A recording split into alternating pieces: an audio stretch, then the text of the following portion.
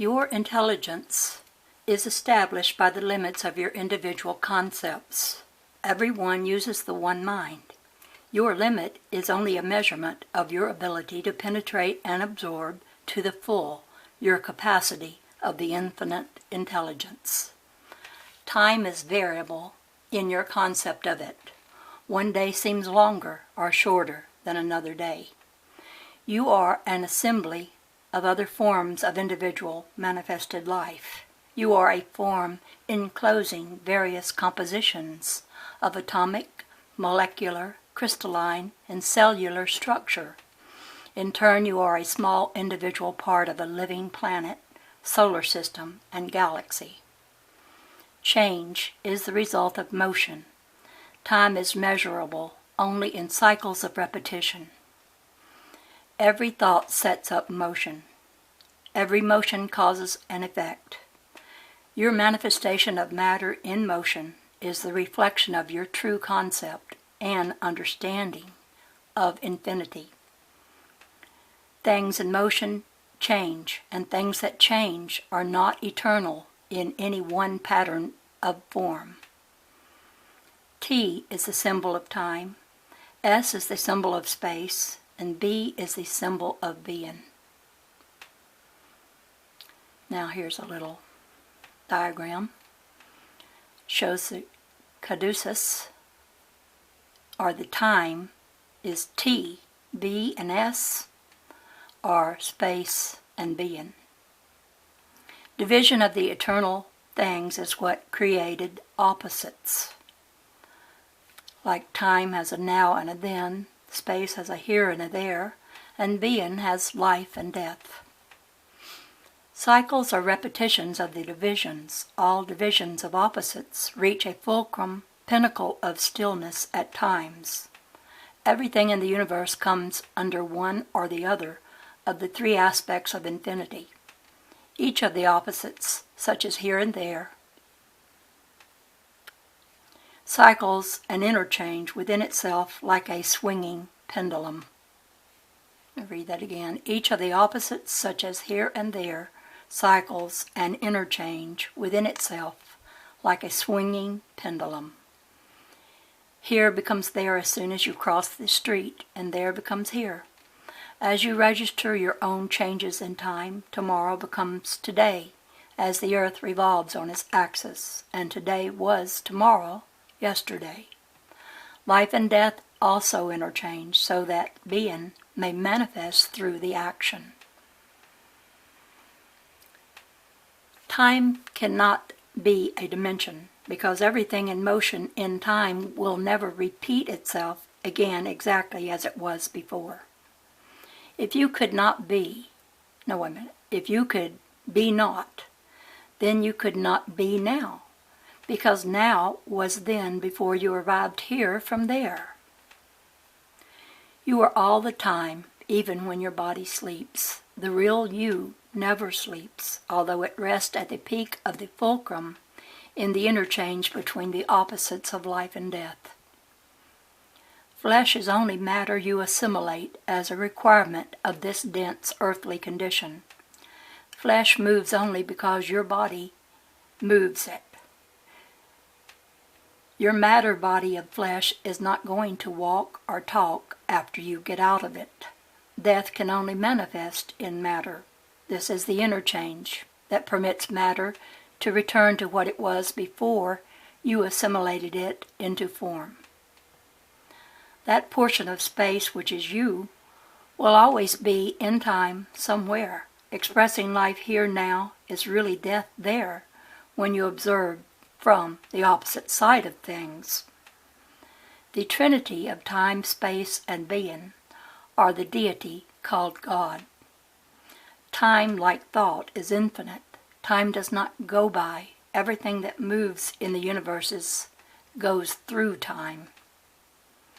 Man measures time with clocks and calendars. If there were no measuring methods made by man, then there would be no yesteryears or tomorrows. Age would not exist. Today would be all there is. Individual beings are all part of each other in the universal sense, making up infinite being. God is not an individual, but is all of us. God being infinite and boundless, He is not something or someone man finds on the other side of the door called death. If this were true, He would not be infinite. Time is a medium through which the beings of God's creation manifest God's presence. No one can live in the past or the future who is not present now in God. Mind through thought is not limited to the present, for thought is also infinite. The creative mind of today is the same infinite mind that created the universe. Mind is God manifested in being. Your part of God is manifested when you use God's infinite mind to create through thought. Thought is the creative force that gives life to being. Space is not void. Space is the essence of intelligent mind.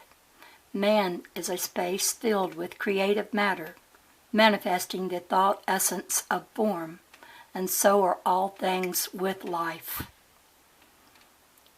Man is God's image only when the thought of infinite mind is brought into being by individual thought to manifest other creative forms in time.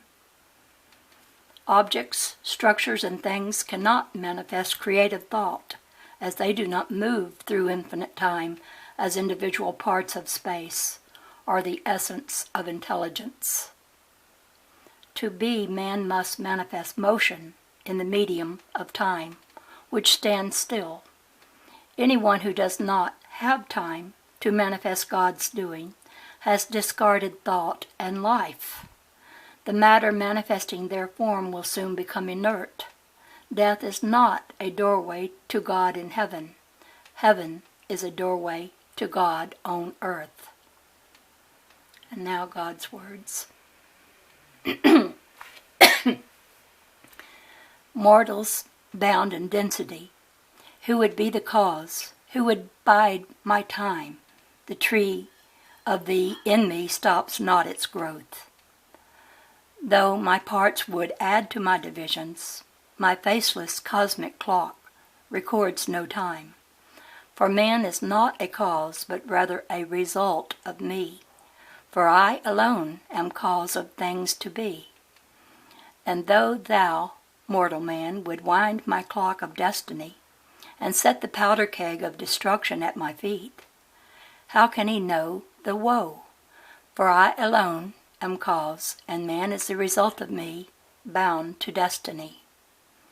And in destruction bent reverses course, and all the light spent in his being is hidden by the curtain of ignorance drawn before me, though I alone am cause. My wrath is not aroused. I tear the shroud. I bring man back through birth within the light, and test my right expressed in progression of my parts. I write the drama, man plays the fool, then I applaud and make the tool sharper to my cause through experienced results. Man cannot set my clock, for I alone can read the time of my eternity. And so it is, I set the stage. I play the parts. I cause the curtain to come down while man sits in the audience of my universe, applauding, not knowing why. Though I have scattered my creations throughout the endless space of me, I use my tools to manifest my doings. To do my works, no task is small. I choose my tools. I trust them all until they fail me. Then I put another to the test. My tools are not the tools of man that rust and break and fall away. My tools are living instruments that work with love throughout the day and night. To each I gave the choice to be an instrument of me. Chapter 5. Unseen Scales. The accompanying drawing is to explain the one universal principle of life. This principle is standard on any planet in space and in all life forms, whether insect, animal, bird, human, man, or spirit.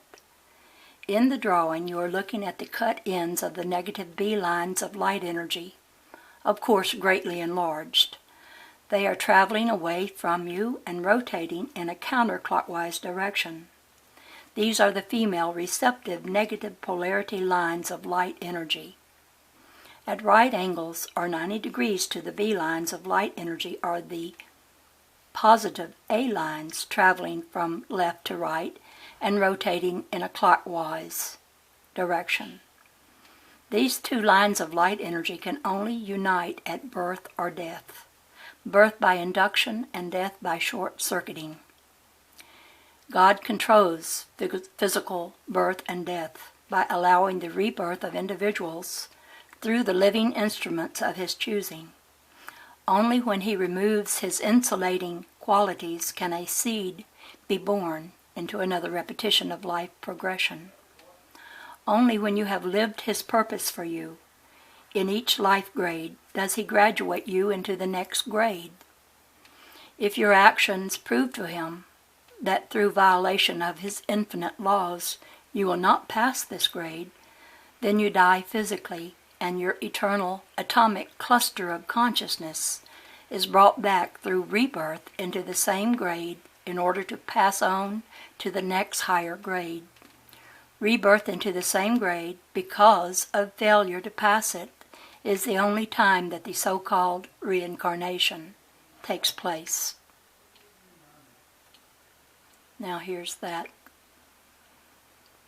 picture, the graph of that. When you were created as man in God's image, you were made an atom of matter charged with opposite polarities in your protein electron individuality. You were given individual motion. The space within your electron orbit shell boundary was endowed by the creative spirit with His unseen intelligence. As you progressed through the mobile highways of light energy, you encountered the experience of meeting other atoms of different elements of matter. With each new experience, you added another atom to your consciousness. Soon the consciousness began to increase in size, composed of many atoms of different experiences and of different elements. Your consciousness is composed of the same number of atoms as the number of experiences you have had since your creation as an individual. Experience is recorded in the consciousness, and in consciousness is the eternal record of your knowing.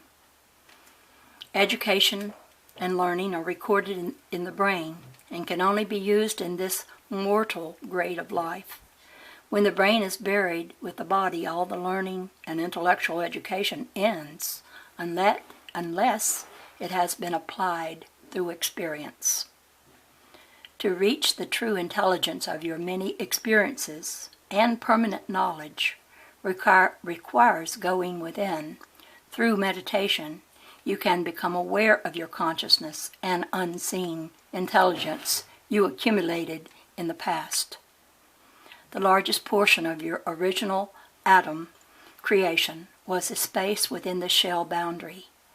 This space is, was, and will always be the unseen portion of your part of the Supreme Intelligence. As you travel through the maze of lifelines, you often encounter resistance, set up by those who think they are going in the right direction, and that you should conform to their direction of travel. But each was given the individual right to choose his direction. Scientifically, the correct course is at 45 degrees to the lines of light and in a progressive spiral into finer frequencies of light. This maintains the balance between the positive and negative lines of light energy. Everybody that interrupts the lines of force will establish a field around itself.